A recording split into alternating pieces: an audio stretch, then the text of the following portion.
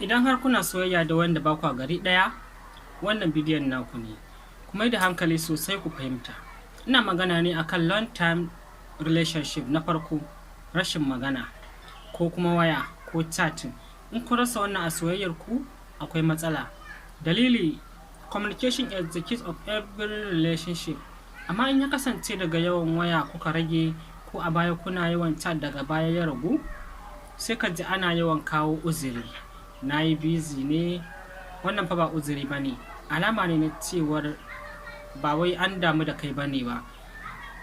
Babu wanda zai ce ba shi da lokacin wanda yake so da rantsi gaskiya. Abu na biyu, suna ɓoye rayuwarsu. Wanda yake son ka da gaskiya kuma ba zai taɓa ɓoye maka ainihin shi waye ba, saboda zai ɗauko ka ne ya sa ka cikin rayuwarsa, ya haɗa ka da abokansa ko ƙawaye na gidansu, ka san irin sana'ar da suke yi. Hatta abubuwan da suka yi a yinin ranar ma za su sanar da kai. Na je aiki, ko na je kasuwa, ko ai yau na ci ɗan wake, ko kuma dai wani abu. Amma in har kuka ɗauki lokaci mai tsawo ba ku san komai a kansu ba maganar abokai ko 'yan gidansu ko wani abu da ya shafe su, to fa ka sani baka da muhimmanci a gurinsu. Wannan babbar alama ce. Soyayya ba ta ɓuya. Idan ka ga suna ɓoye ka, baka da muhimmanci ne a gurinsu, ko kuma suna ɓoye ka ne saboda suna tare da wasu waɗanda ba za su so su san da zaman ka ba. Sai na uku, in ya kasance duk wata magana da za ku yi ana yawan neman kuɗi, requesting money, akwai matsala. Ba a auna soyayya da kuɗi. Soyayya da yarda ake auna ta da amana. Saboda haka kar ka bari a raina maka hankali. Abu na huɗu, ba burin haɗuwa. Ga wata gaskiya a nan, nisan nan da yake tsakaninku ya kamata a ce na ɗan lokaci ne. Idan kuna tare har tsawon wata 6, shekara ɗaya ko fiye da haka, amma kuma babu wani shiri da ake yi don ku haɗu, wannan ba sadaukarwa ba ce, gudu ne da gaskiya. Idan har suna buƙatar ka a rayuwa, za su nemi mafita. Na 5, maguɗi na tunani. Ka mai da hankali kan yadda suke sawa ka ji a ranka. Shin suna damuwa da yadda kake ji? A'a, suna ce ma in kana suna za ka iya ban abu kaza, ko kuma an nema barazana ne ta za a rabu da kai a duk lokacin da kuka samu saɓani.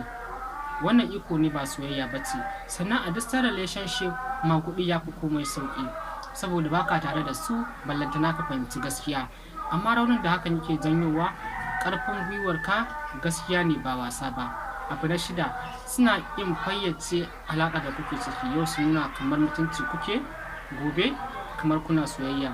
Ku sani, wanda yake son ku da gaske zai iya fayyace ma yanda yake ji a kanka. Shariya ko kuma ɓoye alaƙa, su kaɗai zai amfanar banda kai. Ku sani, long distance relationship yana iya kai gaci, amma ba zai iya taɓa yiwuwa da ɓoye juna ba, ko kuma maguɗi ba. Ba zai yiwu da shariya ba. Saboda haka, in kuna fuskantar irin wannan matsalar, ya kamata ku nemi mafita. Ku kare zuciyarku tun kafin lokaci ya ƙure muku, saboda masoyi na gaskiya zai iya sadaukar da komai saboda ya same ka. Kar ku gina soyayya akan ƙarya. Sannan idan kuna fuskantar matsaloli a cikin soyayyarku, shafin nan na Matan Afirka TV naku ne.